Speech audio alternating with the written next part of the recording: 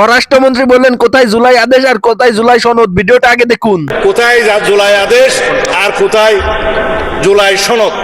আমরা জাতিকে পরিষ্কার করতে চাই, জুলাই জাতীয় সনদ 2025 যেটা স্বাক্ষরিত হয়েছে, যেটা ঐতিহাসিকভাবে স্বাক্ষরিত হয়েছে, সকল বন্ধুরা স্বাক্ষর করেছেন, সেই স্বাক্ষর নোট অফ ডিসেন্ট সহ এনসিপি অবশ্য পরে করেছে, নির্বাচনে করেছে তো বটে, সেটা আমরা বাস্তবায়ন করতে চাই।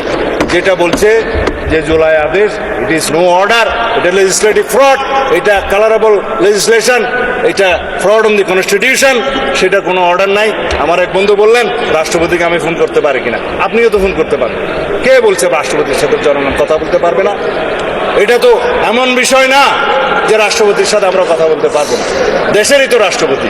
আপনারা তো তার কাছেই শপথ নিয়েছেন এক সময়, কেউ কেউ উপদেষ্টা হিসাবে। আমরা মাননীয় স্পিকার এখানে সংবিধান মেনে এসছি। জিজ্ঞেস করুন প্রত্যেকটা সদস্যকে, তারা যে ফর্মে শপথ নিয়েছে, এটা 148 অনুচ্ছেদ অনুসারে, তৃতীয় তফসিল অনুসারে ছাপানো শপথ। যার কাছে শপথ নিয়েছে সংবিধান অনুসারে, তার কাছে শপথ নেওয়ার কথা। যার কাছে স্পিকার, ডেপুটি স্পিকার নাই, প্রধান নির্বাচন কমিশনের শপথ নিয়েছে। এটাও এখানে আমরা সংবিধান মেনে এসেছি। আমরা এখানে এসছি, এই সংসদে সেশন ডিক্লেয়ার করেছে রাষ্ট্রপতি, এটাও সংবিধান অনুসারে এখানে রাষ্ট্রপতি ডিক্লেয়ার করেছে, স্থান নির্ধারণ করেছেন। 73 অনুচ্ছেদ অনুসারে তিনি এখানে ভাষণ দিয়েছেন, এগুলো সংবিধান অনুসারে এসছেন।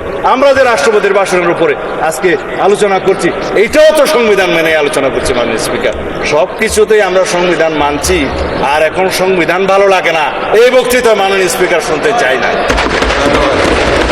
আমার সময় কি শেষে আরো আছে তো মাননীয় স্পিকার, 1 ঘন্টা 1 মিনিট 55 সেকেন্ড আছে। শুনলো কি আর না শুনলো কি আমি বলে যাই। তারপর মাননীয় স্পিকার, কথা হচ্ছে সংবিধান যেখানে যেখানে সুবিধা সেখানে সেখানে মানলাম।